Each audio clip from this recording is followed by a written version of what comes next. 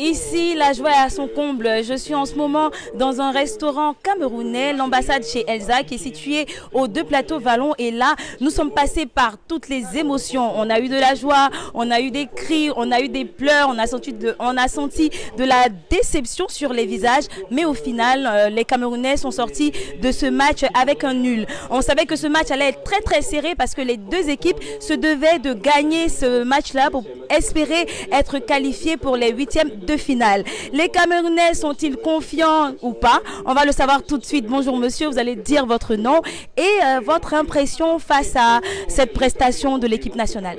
Oui, bonjour, je m'appelle Philippe Simo et supporter des Lions Indomptables, entre autres, dans ce mondial.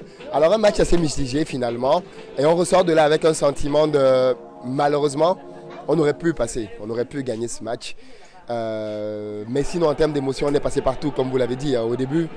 Le Cameroun ouvre la marque alors qu'à ce moment-là il subit le match, donc c'est une très belle surprise. Derrière les jeux s'équilibrent un tout petit peu, puis vers la fin de première mi-temps une grosse déconcentration, des erreurs énormes comme celle qui ramène le but concédé par la faute de Zambo Anguissa, des choses qu'on ne fait pas au haut niveau, mais c'est du manque de concentration et de communication.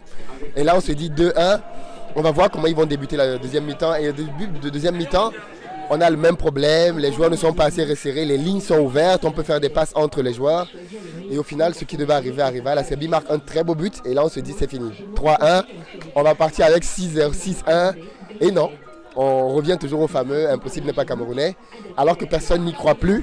Les Camerounais parviennent au travail, il faut le souligner aussi, d'un changement tactique du sélectionneur, à complètement changer la physionomie du match, à remettre 2 buts et même à avoir des occasions de pouvoir gagner ce match. Donc on ressort de là un peu en se disant il y avait peut-être de la place encore aujourd'hui, un peu comme face à la Suisse, hein, il y avait de la place pour faire quelque chose. Et aujourd'hui, pronostic pour le prochain match du Cameroun contre le Brésil? Alors c'est très compliqué parce que s'il faut être rationnel, il n'y a pas beaucoup de place contre le Brésil, ils sont très forts devant, très forts derrière.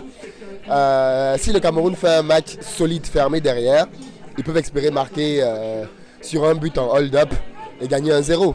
Mais s'ils prennent beaucoup de buts comme aujourd'hui, ça va être difficile de marquer autant face au Brésil. Donc il va vraiment falloir régler le problème défensif parce qu'on ne gagne pas en Coupe du Monde si on ne ferme pas derrière. Et le Cameroun aujourd'hui n'a pas bien fermé derrière.